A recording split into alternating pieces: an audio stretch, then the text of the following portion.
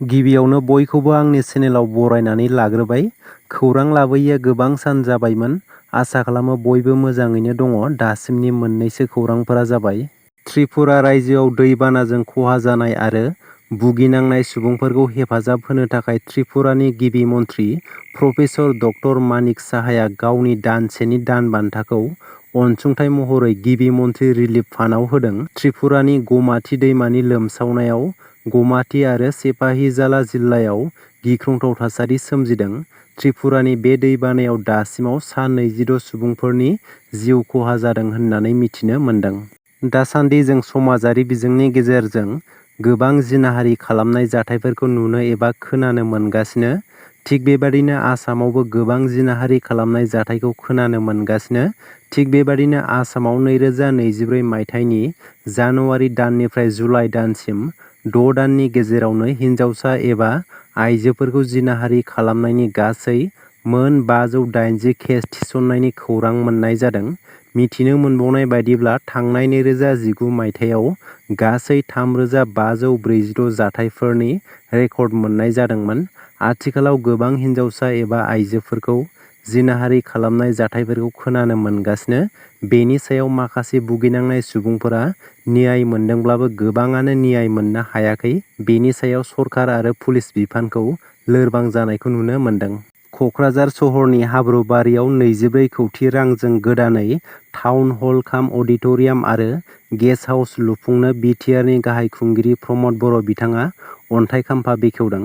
कक्राझार सहरनि हाब्रुबारिनि गोजाम आसाम सरकारनि सिआरपिएफ केम्पआव department of housing and urban enterprise बिथांखिनि गेजेरजों बे टाउन हल काम अडिट'रियामखौ लुफुंनाय जागोन। बिटिआरनि गाहाय खुंगिरि प्रमद बर' बिथाङा फोरमायथिनाय बायदिब्ला फैबाय थानाय समाव कक्राझार सहरनि बायदि बायदि हाबाफारिफोरा टाउन हल काम अडिट'रियामावनो खुंजागोन।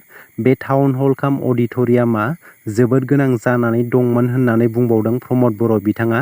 बेजों लोगोसेनो टाउन हल काम अडिट'रियाम लुफुंनायाव रांखान्थिनि मदद होनायाव गिबि मन्थ्रि हिमन्त बिश्व शर्मा बिथांखौ साबायखर बावदों प्रमद बर' बिथाङा। लादाख रायजोआव गोदानै मोनबा जिल्ला दाजाबाय। बे गोदानै दाजानाय मोनबा जिल्लाफोरनि मुंफोरखौ नखर मन्थ्रि अमित शाह बिथाङा टुइटार एबा एक्सनि गेजेरजों फोसावनानै होदों। गोदानै फोसावजानाय जिल्लाफोरा जाबाय जान्सकार, द्रास, साम, नुब्रा आरो सांथां। आहम हारिनो एसटि होनांगौनि दाबिजों राजथावनि गोदान दिल्लीखौ सोमावसारग्लुंनो थियारि जादों। आहम माहारियारि आफादा आहम हारिखौ एसटि मान होनाय आरो हारि जौगाखांनायनि थाखाय आहम माहारियारि आफादा जोनोम जानाय समनिफ्रायनो खामानि मावबोगासिनो दं।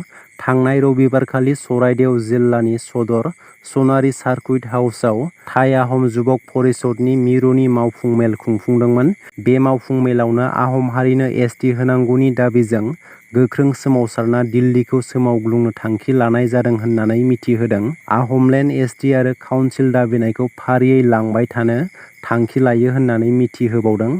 आहमलेन्ड एसटि खालामनाय आरो काउन्सिल सोरजिनायनि दाबिजों फैगौ सेप्तेम्बर दाननिफ्राय गाहाय मन्थ्रि, मिरु नखर मन्थ्रि आरो मिरुनि ट्राइबेल मन्थ्रिनो गोसोखांलाइ गथायगोन। बेनि उनाव अक्ट'बर दानाव थाइ आहम हारिनि गासैबो आफादफोरखौ लानानै दिल्लीयाव धरना हाबाफारि लागोन। बेनि अनगायैबो आहम हारिखौ एसटि खालामनांगौनि दाबिजों पन्चायत बिसायख'थिनि सिगां सिगां जिल्ला, महकुमा आरो गामि गामि बिजेपि सरकारनि हेंथायै सोमावसारगोन होननानैबो थाइ आहम माहारियारि आफादा हुमखि होदों। आसामाव जुन आरो जुलाइ दानाव थाम्फै अरनायनि जाहोनाव जानाय बेराम जापानिज इनकेफेलाइटिस, मेलेरिया आरो डेंगु बेरामनि गासै 1100 केस मोननाय जादों। बेनि गेजेराव सा 32 सुबुंफोरनि जिउ खहा जायो होननानै हेल्थ एन्ड फेमिलि वेलफेयार डिपार्टमेन्टआ फोरमायदों। बेजों लोगोसेनो जापानिज इनकेफेलाइटिस बेरामखौ जुन आरो जुलाइ दानाव सा 424 सुबुंफोरनि देहायाव मोन्दों। पाकिस्ताननि उदखारिफोरा ट्राक आरो बास दावबायारिफोरखौ बोख्लायना गुलि गावदों। बलुचिस्ताननि मुसाकेल जिल्लायाव पाकिस्ताननि उदखारिफोरा ट्राक आरो बासफोरनिफ्राय दावबायारिफोरखौ बोख्लायना बिसोरनि सिनायथिखौ नायबिजिरनायनि उनाव गुलि गावो, जायनि जाहोनाव खमैबो सा 23 पान्जाबिफोरनि जिउ खहा जायो होननानै मिथिनो मोन्दों। रेशन कार्ड गोनां बिजाथिफोरनि थाखाय जोबोरैनो मिथिनो गोनां खौरां। बे बारनिफ्राय रेशन कार्डनि गेजेरजों रेशन एबा माइरं मोननाय नंला होननानै मिरु सरकारा थांखि लानायखौ मिथिनो मोन्दों। हादरनि 90 कौटिनिबो बांसिन रेशन कार्डनि मुलाम्फागिरिफोरा बे बारनिफ्राय रेशन एबा माइरं मोननाय नंला। बेनि सोलायै मोन 9 मुवा बेसादफोरखौ रेशन एबा माइरंनि सोलायै होनाय जागोन होननानै मिरु सरकारा थांखि लादों। बे मोन 9 मुवा बेसादफोरा जादों दालि, बुट, सिनि, संख्रि, जानाय थाव, आटा, सयाबिन, गेहूं आरो मस्ला। दासिमनि मोननैसो खौरांफोरा बेनोमोन। गोजोन्थों।